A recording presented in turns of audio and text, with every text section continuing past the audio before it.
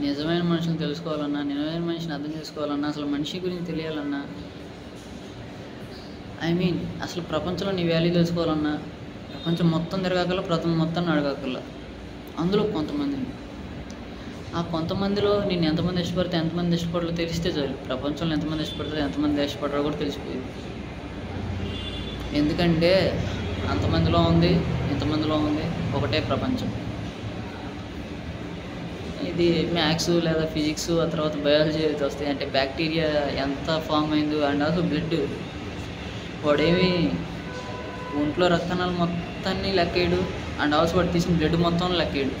Just ఒక unit ఏరియాలో ఎన్ని ఉన్నాయని మాత్రం లెక్కేస్తాడు. దాన్ని బట్టి ఓవరాల్గా ఎంత ఉందని చెప్పేస్తాడు. సో అదనమాట. మరి ప్రపంచంలో నీ వాల్యూ ఏంటని ఇక్కడున్న నలుగురిలో నిరూపించుకోవచ్చు.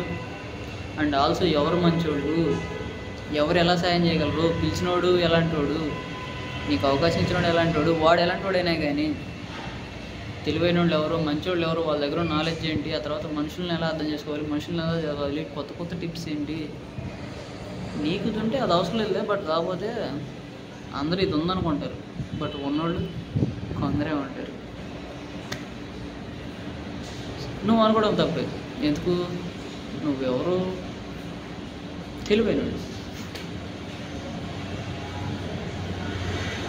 సో వీళ్ళు ఎలాంటి వాళ్ళు, వీళ్ళ మనస్తత్వం ఎలాంటిది,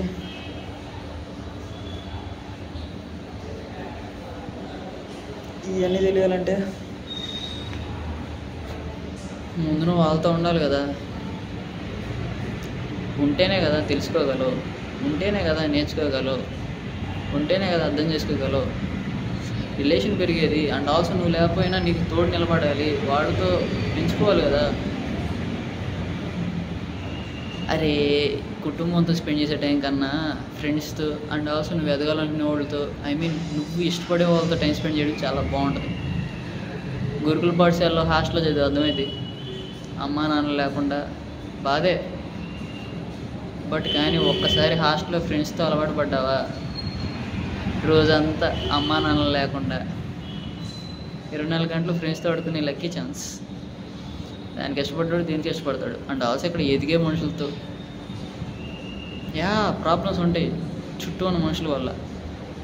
బట్ నువ్వు ఎదగాల్సిన స్థాయికి ఎదిగి నువ్వే సొంతంగా ఒక రూమో, ఒక బ్రాంచో, లేకపోతే ఒక కింగ్డమ్, ఒక ఎంపైర్ బిల్డ్ చేసుకున్నావు అనుకో, అప్పుడు ఉంటుంది కదా. నీకు ఒకటి నచ్చకపోతే దాన్ని అధిగమించడం గురించి ఆలోచించు, దాన్ని వదిలేయడం గురించి కాదు. వదిలేయడానికి ఏముంది, ఎవడన్నా చేస్తాడు. బట్ గెలవడం, పట్టుకోవడం, సాధించడం లిటిల్ అమౌంట్ ఆఫ్ పీపుల్ చేస్తారు.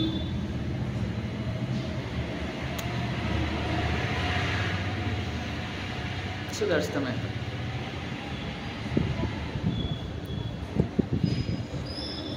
ఇంకంతేలే, అయినా మనం తీయడం సరే, మీరు చూస్తారా పెడతారా.